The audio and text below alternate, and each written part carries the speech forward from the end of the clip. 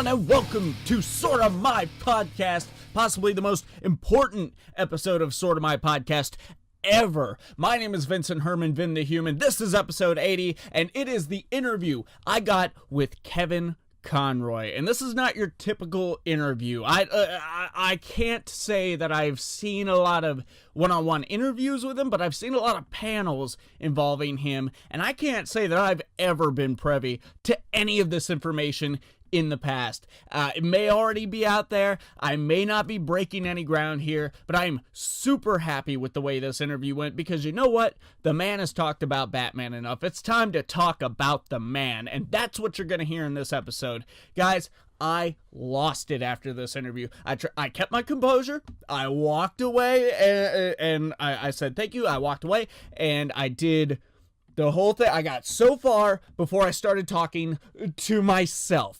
It's insane. Like, I lost it. I was looking around for my friends, and I held on to the paper, the notebook that I had all of my notes and questions written on. And I didn't realize I was still holding this until shortly after meeting up with Alpha Spectre James Odell and Mark Webb. It was just such a great experience to meet someone so important to me. It's great. You're gonna hear it right now. Let's turn it over to myself and the man, the Batman, Kevin Conroy. Hey guys, I am standing here today with a voice actor of a small indie vigilante project from the 90s. You guys might know him, Kevin Conroy. He and I go way back, 1978, How to Pick Up Girls. You know how it is. Oh my God, where did you dig that up? First, I just want to talk to you a little bit about your secret origins. I want to know how you got into acting, what led you down this path, and eventually got you into voice acting off of your television appearances. Wow. Well, I actually got into acting in public school. As a kid, I went through Catholic schools, and then we moved, and the town we moved to didn't have Catholic schools, so I went into the public school system, and I had a really hard time adjusting. And this was in 6th or 7th grade. And there was a wonderful woman who was the English teacher who ran the school drama program. This is in junior high school. And she invited me to audition for the play. And I was a real misfit. I did not fit in. I was having a real problem adjusting from the discipline of Catholic school to the free form of public school. I just didn't know how to handle it. And I found such a safe harbor in the plays, in the theater, which I'd never been to as a kid. I just discovered it through this wonderful English teacher. And that was really my saving grace. I mean, I was headed to sort of low-level classes because I was having such a hard time adjusting.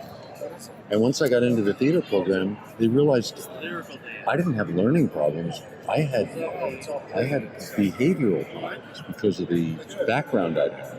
And it was through acting and theater and the excitement of discovering characters that I really blossomed. And I ended up getting advanced placement courses and graduating high school a year early and was like an A student. It was a really amazing example of how a teacher can save a kid. Yeah, pay attention to that one, kids. Yeah. For sure. And I ended up graduating high school early, a year old, got a scholarship to go to Juilliard, moved to New York when I was 17, and got my first apartment and have been supporting myself ever since as an actor. You actually had a lot of work there in the mid-'80s, for sure. I noted here, you really seemed to take off once you got Chase Kendall for Search for Tomorrow. Yeah, it was my first television role. Yeah. What was it like working on a soap opera that had been on since the 50s? I know. It's the oldest soap. Yeah. Well, it was pretty crazy, actually. The first soap I did was Another World. Okay. And that was shot out in the Brooklyn studios. I had done Death Trap, the Broadway tour, for a year. And I thought I'd died and gone to heaven because I was making $800 a week, which was, like, to me, $1 million. Right. It was unbelievable. And then I got Another World, and they were paying me $800 a day. Wow. And I was like, holy mackerel. This is amazing. Yeah. You can't beat that. No, I know. At least. And this was in, like 1981, 80. So that's when I started doing theater as television as well as theater. But I trained to be a theater actor. That's what I was going to do. Right. And then I realized as soon as I got into Death Trap, I was on a Broadway tour, and I was, thought I was making big money, and I realized this is barely enough to pay the rent in New York. So you just can't make a living doing only theater. You just can't do it. So I started doing television right away. As well as theater, and did work for Joe Papp at the Public Theater. I did Broadway, the first Richard Greenberg play on Broadway, Eastern Standard with Patricia Clarkson, and we did with Donald Sutherland. I did Lolita on Broadway. So yeah, I've had a lot of experiences. Worked with Jack O'Brien at the Old Globe in San Diego, and Joseph Papp in the Public Theater in New York.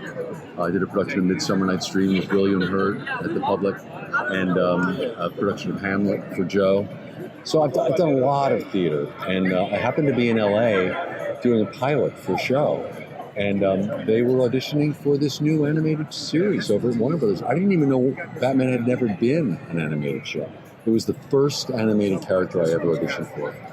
27 years later, I'm still doing it. You got one Batman role, hard right into all Batman. Isn't that crazy? It is fascinating. But like I said to you yesterday when I met you, when you're that good at it, Well, it was kind of a hand and glove thing. It was just the right actor for the right role. I just fit into that character. So was it just a normal casting process, or was there some sort of story behind it? Completely normal. Well, actually, I found out that the reason Andrea Romano brought me in, the reason she even knew I existed, because they'd seen over 500 people.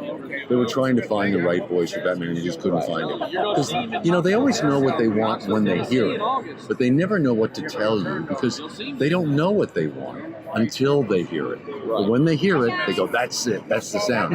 But they don't know it, because everyone goes in and says, what are you looking for? They never can tell you what they're looking for, because they can't verbalize what they're looking for. It always happens with auditions. So the reason I was brought in was because a wonderful guy named Anthony Berneo, who was a casting director in New York, specialized in theater, he knew my work. I didn't even know him, but he was a fan of my theater work. And because I did a lot of Off-Broadway.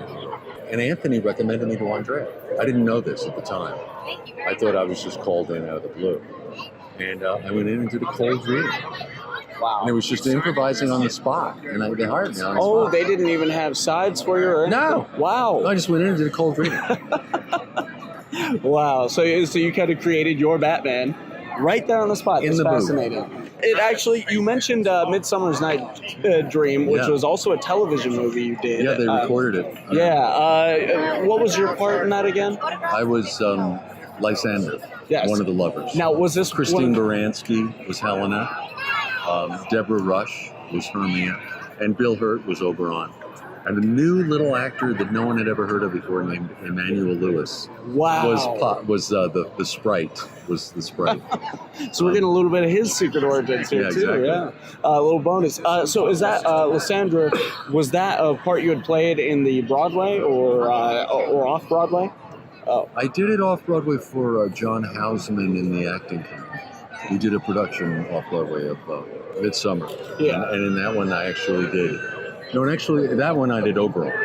Okay. It was Oberon in that production. Okay. I've done a lot of Shakespeare. Is that a preference for you, or is that I love doing Shakespeare. Okay. It was just the first thing I did. It's the first thing I knew. Right. So it was sort of like comfort food for me. But I haven't done it in 30 years. Do you ever think that you might go back to the theater, do anything like that? I would love to, but it's just hard to carve the time out for it. It takes a lot of time. Right. But I would love to. The last play I did was the last play that Arthur Miller did in New York before he died, called The Last Yankee, and I played the lead in it for Arthur off-Broadway, and I had a wonderful time. Now, I mean, obviously Batman keeps you pretty busy, and they're always coming up with new stories to tell. You've got, Justice League versus the Fatal Five coming up. It's coming up next week. Yeah, I'm so excited, and I have the DC Universe app, so I will be one of the viewing audience for sure. But is there anything Marvel that's ever interested you, or have they ever approached you for anything? Never once. But Wolverine would be a great character to play. I could absolutely hear you doing Wolverine. I could do Wolverine. That would be fantastic. I hope someone from Marvel's listening. Yeah. But yeah, that last thing I want to ask you is, Kevin, what gets you out of bed in the morning? Like outside of Batman, coming to these conventions, like what keeps Kevin Conroy occupied in his personal life? I'm a painter. You're a painter. I work with oil paint. It's my passion and my hobby. I also love to work with my hands. I love woodworking. I've restored a number of old houses. So I love anything to do with crafts, painting, woodworking, that kind of stuff. Well, I know who exactly I want to call if I ever need some work done around the house. For sure. I don't know if I can afford you, but really. That would be great. Well, thank you so much for doing this. Sure. I mean, you've probably heard it 1,000 times here, but you are the voice of Batman for many of us. I know the guy ahead of me was telling you about how you got him through his mother's death and everything. It was a tough time for him. So you touch a lot of people, and I just want to say thank you for that. Thank you. See what I tell you. Such a good interview. Such a great man. Just so easy to talk to him, too. Like, I don't know how I kept my composure doing that whole thing. Somehow I did. And it just went great. I do want to apologize for the audio. Man, I don't have a lot of experience in doing this in settings like that. I was recording on a cell phone because I was like, oh man, do I bring the whole rig? Do I bring the microphones and have him hold them? In retrospect, maybe that wouldn't have been the worst thing. Maybe it would have looked a little more professional too. I don't know. It would have been a whole thing though. And adjusting levels and everything. And I didn't think I had that much time with him. I could have held the cell phone and maybe gotten a little closer to his voice because the man is much taller than I am, and that is why you can hear me far better than you can hear him. But he's also he's a steady spoken guy too, so that's another reason. And you know, he wasn't doing voiceover work here. He wasn't trying to put it on for us. But anyways, those are my bevy of excuses as to why the audio was not great. I enlisted the help of Sean King on this one as well. Unfortunately, I just was not happy with how robotic some things came out sounding. He got all the background noise out, which is what I asked, and he was doing it while drastically sick too. So man, so much thanks to everything he did on this, but I had to take it back. I had to walk it back and fuck with it on my own. And I put a lot of time into this thing, days into this thing, not a collective of days, but over multiple days I've been working on this thing little by little, just trying to get it right where I liked it, up until the point where a dangerous amount of time was left. I gotta go watch WrestleMania tonight, so I only have so much time before that, which, hey, WrestleMania recap episode in the near future. Hopefully I'll get Stuart Perkins. I haven't asked him yet, so maybe he's hearing this now, and that's how he'll find out. I don't know. But wow, so great doing this interview. I really hope you guys heard it clearly. I really hope you guys enjoyed it.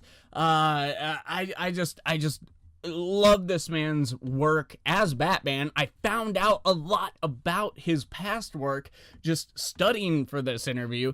It was really great. And that guy I was talking about at the very end there, who was telling him about the tragedy that had been fallen him, I actually, after asking Kevin the day before for the interview, ran into him on the way back because Odell and I were babbling back and forth about it. I was like, oh my God, we're going to interview Kevin Conroy, and this guy overheard him, and I hope he listens to this interview. I passed him a card. I don't know if he ended up subscribing or what, but I hope he hears this interview. Man, if you're listening, comment down below. Tell me what this was about. And everyone else, comment below. Tell me what you thought about this interview, about the man himself. What did you learn about this man, Kevin Conroy, in this interview? And here comes the part, everyone's favorite part. Everyone knows it. Everyone loves it. Like this episode if you liked it. Subscribe if you loved it. You're checking this out somewhere while here. Why not like, comment your thoughts? Again, like I said before, share this episode, please. If any of our episodes are shareable, it is this one. Share this episode. Hit that bell on YouTube if you want to know when the newest episodes are up. Like our nerd news page, Sort of My Comics, on Facebook, and follow Sort of My Podcast on Instagram. Check out Subject to Change Entertainment on Facebook and Twitter, and all of our personal social media is down in the description below. Guys, my name is Vincent Herman, Vin The Human. Cue that vengeance. Cue that night. Cue that outro music.